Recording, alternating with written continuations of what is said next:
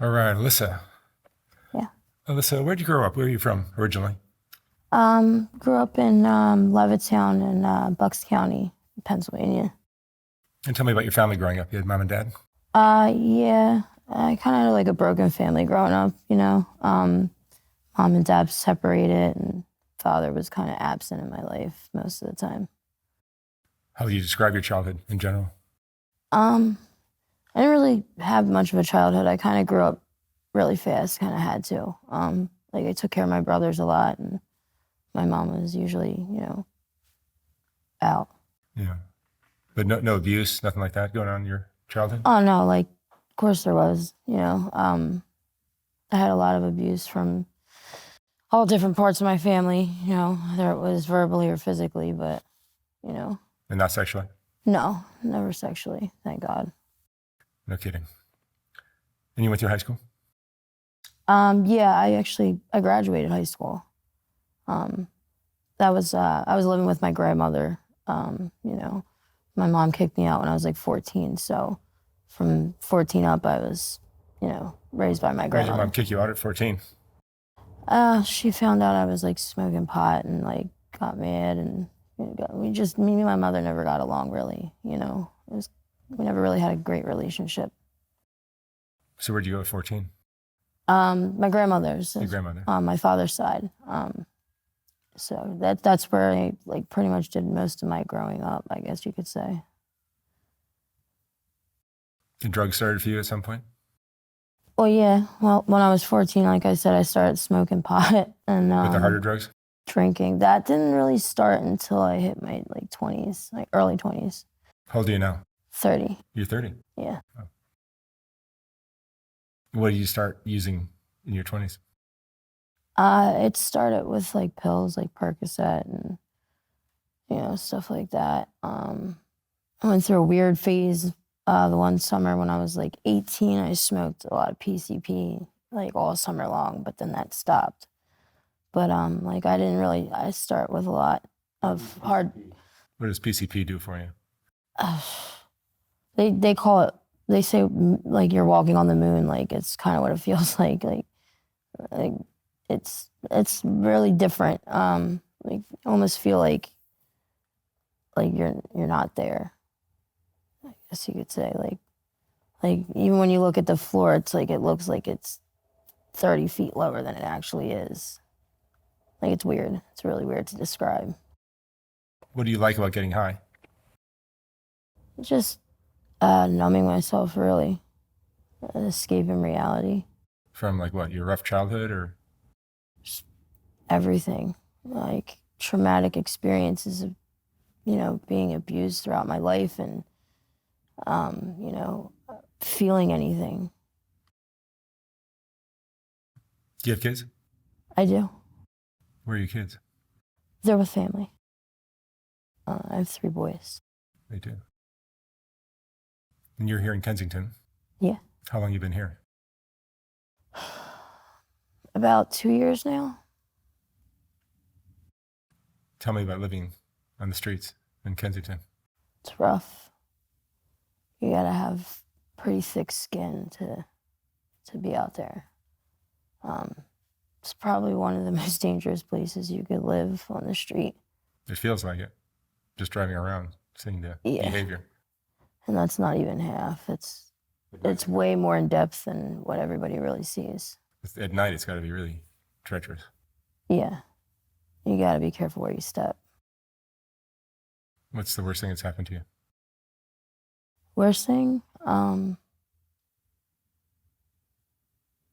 Probably just the men that are out there they're really, the only word I could really think to describe is evil. I've had guns held to my head, I've been kidnapped, I've been raped, like, that's probably the worst that's happened. I don't think it really gets worse than that, besides dying. And then you can't feel anything, so. How do you make money? Are you doing what a lot of the girls do? Yeah. Yeah. What they call working girl. It's prostitution. It's the same thing. Yeah. I just like to make it sound nice. How does that affect you emotionally? It doesn't anymore. I kind of just turned it off. After a while, you become numb to it. It gets you what you need. Yeah. What is your drug today? I do heroin and I like to smoke crack. Heroin or fentanyl? It's fentanyl. It's fentanyl and tranquilizer is what it is, which I'm not a fan of the tranquilizer, but once you start doing it, because they put it in everything now, that's a whole other addiction. What is the tranquilizer they put in there? Like animal tranquilizer, horse tranquilizer, Really? cat tranquilizer, like smaller animals like cats and dogs. Ketamine. You get addicted to that? Yes. In addition to all the other things That's a whole nother addiction. This is probably the worst withdrawal I've ever felt in my life. I've never felt anything like it. Tell me what withdrawal is like from these drugs. I mean, like I've withdrawn from heroin, fentanyl, cold turkey plenty of times, and it sucks. It's really rough, but this is something else. People are dying from it, from withdrawal. Like I was in physical pain when I was withdrawing from it. Like it was that bad. Like it was bad. I couldn't stand it anymore, and I've got a pretty high pain tolerance, You don't particularly look like a person that's living on the streets and addicted to hard drugs. Yeah, a lot of people say that. They don't even think that I get high, but I do. I mean, I try to keep myself together. I mean, Yeah, you do a great job. after all, it's kind of how I have to make money anyways, right? Does your family know you're out here? Yeah. What's their reaction to it? I mean, they say that they care and they don't want me to be out here, and like, I'm breaking their heart, but like, nobody's ever made an attempt to come and find me or make sure that I'm okay or go above and beyond to, go out of their way to help me. But if they did, would you actually say sure and jump in the car and get out of here? Now, probably, yeah. I'm just tired of this. I am. Like, I've been coming to Kensington and getting high on and off for 7 years, but I've been down here consecutively for 2 years straight.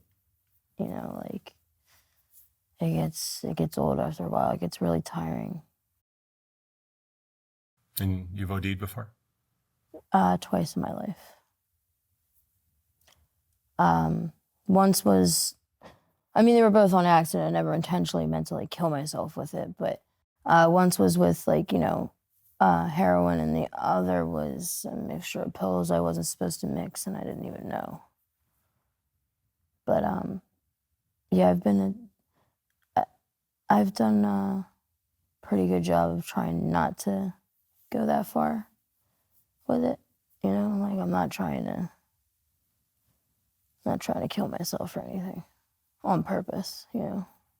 They say that you're slowly killing yourself, which is kind of the truth, but Yeah, some of the scenes you'll see in Kensington, it just looks like these people have a death wish. Oh yeah. I've spoken to a lot of people that are like that, but when it really comes down to it, they change their minds. Do you sense that over time your moral compass is just being changed or pushed? Definitely feel like it's being pushed. Like you're doing things that you just normally would never, ever consider doing?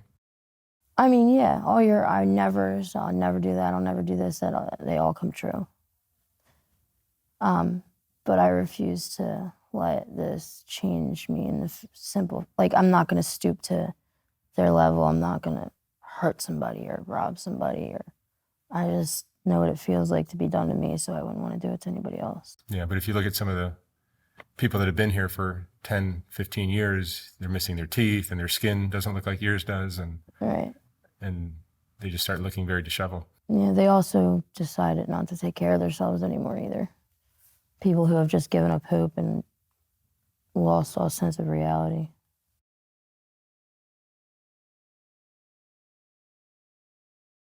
Do you have friends? There's no friends in Kensington. But if you want to call them friends, Do you have anyone you trust? no. It's got to be lonely.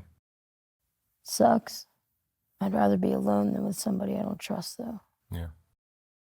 Have you ever been in love? Have I ever been in love? Yeah. Before I started getting high and everything, yeah. When I was sober and actually happy, yeah. But there's no room for that right now. What emotions do you go through now living here? A lot of anger and sadness. Not really happy moments, you know. I kind of try and, put that behind me a little bit. Try not to let people, knock me off my square, but it's hard sometimes, especially when you get robbed like every day. Right. What does your typical day look like? I mean, do you sleep? Not really. But like, in the early morning, what do you start doing, and then how does your day progress? I just get up and get myself together and, go out and try and make a little bit of money, get high. That's really all my day consists of, really. And then at the end, it's just a routine of running, constantly running. Then you're just trying to make money for the next fix and over again. Pretty much. You're not saving anything, of course. It's hard to save anything. Yeah. Either I'm using it for what I need, because like I don't just spend all my money on drugs. Like I buy clothes, I buy makeup, I buy hygiene products, food. Like you know what I mean? Like I don't just spend every penny I have on drugs, but it's hard to save money because if I'm not spending it on the things I need right then and I try to save it, it's getting robbed from me. There's not really no way to save money here. Did you have to deal with pimps or things like that? I have them approach me all the time and they ask me to like work for them. They just say it in nice ways. Try and convince me and talk me into it by telling me they're going to buy me all this stuff and make all these empty promises. But, I'm not an idiot. I'm not naive. What do you worry about? What are you afraid of in your life? It's not that I'm really afraid of anything. I just really don't want to face reality. Like, I know I'm probably facing jail time when I finally stop running. If I finally stop running. And I just don't want to face it. Jail time for what? Stupid misdemeanor, like possession, paraphernalia, stuff like that. Never anything violent or anything, crazy. Do you feel helpless against your drug addiction? At the moment, yeah. I feel like I can't stop right now. And like I don't want to. Like they say that like you're not gonna be able to get help unless you gotta want to get help. You gotta want to stop. But like I don't. Like, how do you get to that point?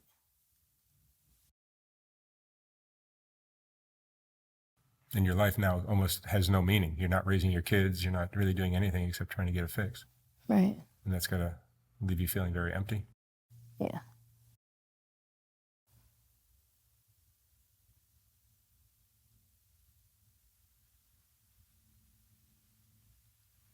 If you had your life to live all over again, what would you have done differently? I think I would have probably finished school. Like I would have went to college and did something with my life. I wouldn't have partied like an animal. I wouldn't have jumped into things so quickly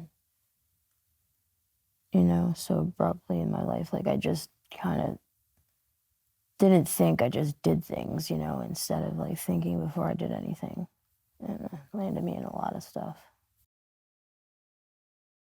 Yeah, it seems like a lot of the people I interview, especially the drug addicted people, don't quite grasp the concept of delayed gratification. Oh, everything's instant. They want to have their fun right now. Mm-hmm. They want to spend their money if they've got it. They want to have fun right now, and there's no saving up for the future. Right. How was the time you spent living this life change you, do you think?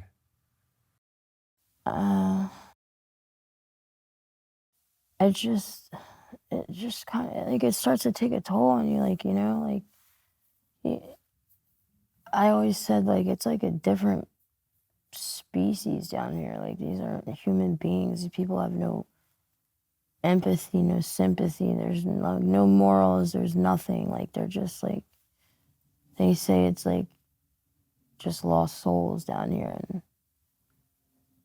like, I've heard cops call it the land of Oz. Like, it's crazy. Yeah, it's a snake pit. Yeah. You've got all the hustlers and con artists, and which are mostly the dealers, and then you've got all the people that are just trying to survive. It's crazy because, like, people from all over the world know about Kensington. Like, you can Google it. And it's not just like, oh, it's a place. Like, it's descriptive in the sense of, like, it's, like, known as the biggest heroin capital of the world. Like, of the world. That's crazy to think about. Yeah, it's pretty fascinating to drive through the neighborhood. Yeah. Like Needle Park, for example, where everyone's just hunched over or passed out or looking like they're dead. Yeah. With a needle in their hand. That's really sick that they call it Needle Park. It's like McPherson Square Park. They call it Needle Park. Yeah, but if you look on the ground, there's thousands of discarded it's ridiculous. Needles everywhere. People just like don't know how to live anymore. Like, it's like they become homeless and they start living worse than an animal would. I've never seen anything like it in my life. No, it's hard to believe that humans exist like this. Right. No roof over their head, no money, no friends. And they're okay with it. Abandoning their kids and lives and careers. I mean, did you have dreams of doing something when you were young? Oh, of course. What did you want to do? I couldn't make my mind up when I was younger. I wanted to do all kinds of different things. Like, down from going in the medical field to, you know, singing and trying, I don't know. There's just like a lot of different things I wanted to do. I couldn't make my mind up. You're still young. You can still do it. Oh, I know. Just not here on the streets. Right. What do you think the biggest factor was in your life to set you on this path that got you here? I mean, it's a disease, man. It's just we have a chemical imbalance in our brain and can't help it. You know what I mean? We're born this way, and it sucks. Are there other addicts in your family? Yeah. Yeah. My mother's an addict. My father's an addict. It's hereditary. It's something that you can't control, you know, just like if you were to get cancer or diabetes. It sucks. Do you feel like life is unfair? Very. But, you know, what are you going to do? Life sucks sometimes. There's not really anything you can do about it.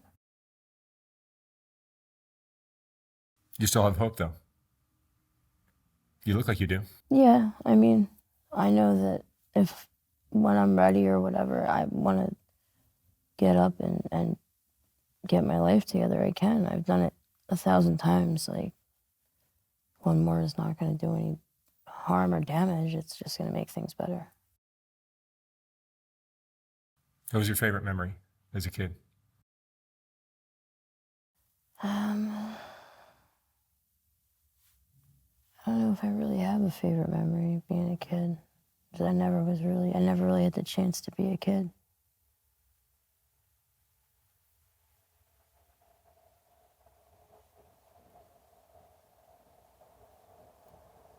What do you and the people that you hang out with on the street talk about? I mean, do you just ever Everybody always just wants to talk about drugs and, like, I like talking about other stuff. Like, like, I'm actually down here with my brother and, like, we hang out and talk about movies and all kinds of different things. But, like, everybody else just wants to talk about getting high or getting drugs. And it's stupid. Like, you're already doing that. Like, think about something creative to at least talk about, you know? Doing sex work for money has got to be tough. What are the customers? Where do they come from? They're not drug addicts, right? Oh, a lot of them are. Yeah. A lot of them are. Yeah. A lot of people are just really. I just really, like, you really get to see how much they really think a human life is worth, and it's really scary that these people really think They don't that treat it's you well. worth like nothing. It's scary. So the typical date is a guy just rolls up in his car, picks you up, and you go to a car date, or you go to a motel, or where do you go? Both. Both. Yeah. How much money will you make doing that? It depends.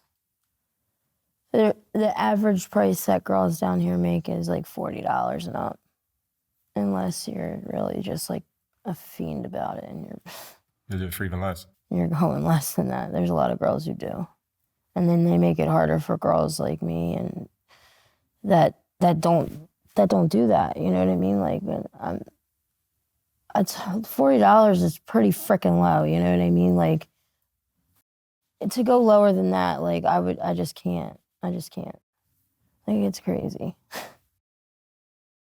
And do you get guys that want to do it without a condom, or? Oh, they say that shit all the time. Of course. It's ridiculous. Have you ever?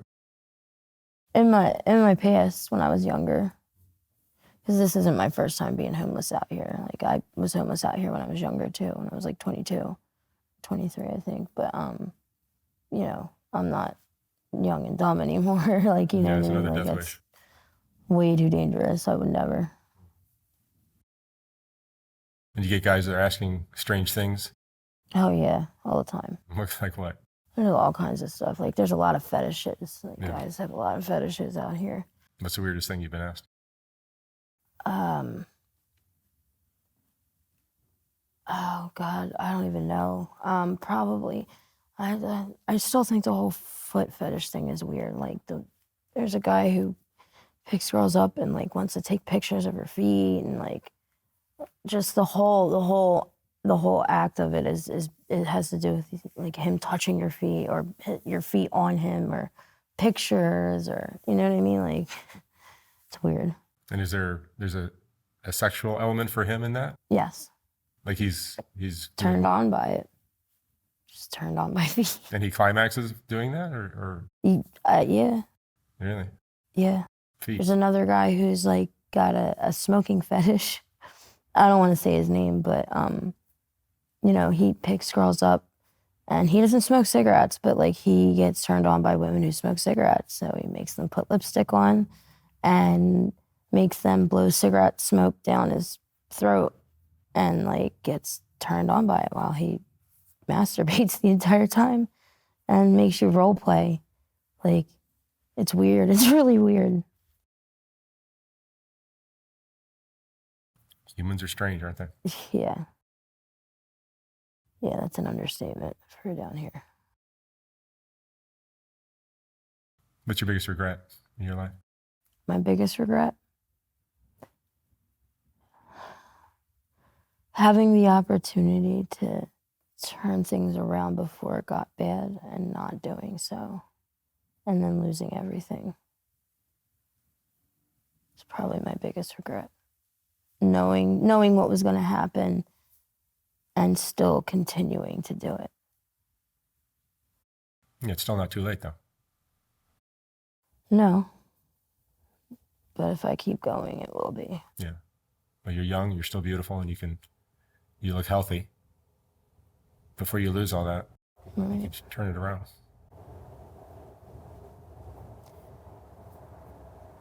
Yeah. What would you say is the most important lesson you've learned in your life? Most important lesson.